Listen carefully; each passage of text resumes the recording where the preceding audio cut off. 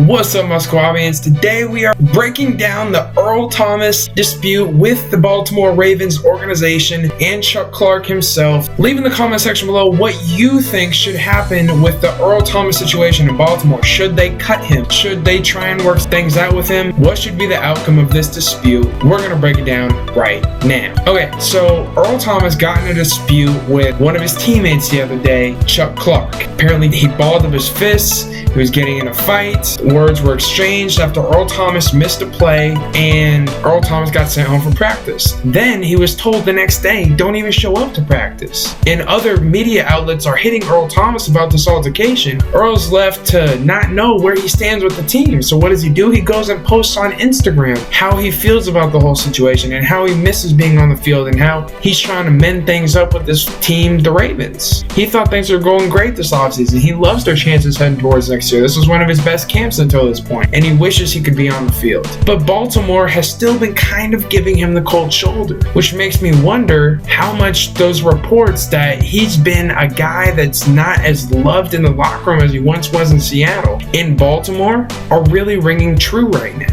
Don't forget that incident a couple months back, also during quarantine, when his significant other found him, tracked his location on Snapchat, and walked into his Airbnb of him and his brother half naked with a bunch of women. That happened this offseason. And then his significant other held him at gunpoint and threatened all of the women.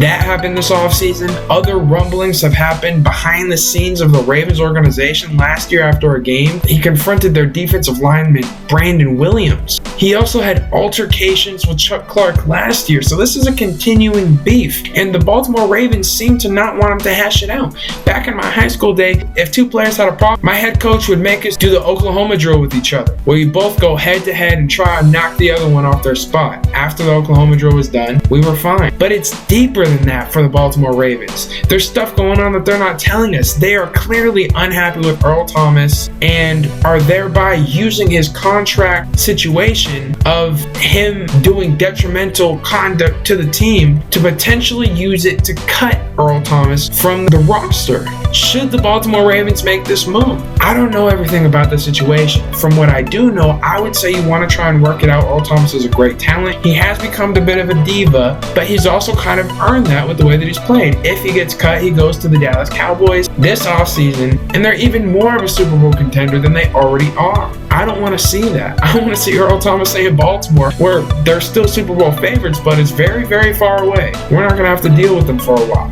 But once again, I don't know everything going on behind the scenes with the Ravens organization, and it's very clear that they are far more upset about the situation than I am. Typically, you would see players willing to hash it out, willing to work with each other, especially when it's a guy of the caliber of Earl Thomas. But the fact that they're not willing to talk about it, they're not willing to work it out in-house, tells me that it's much, much deeper than what they're letting us on to know.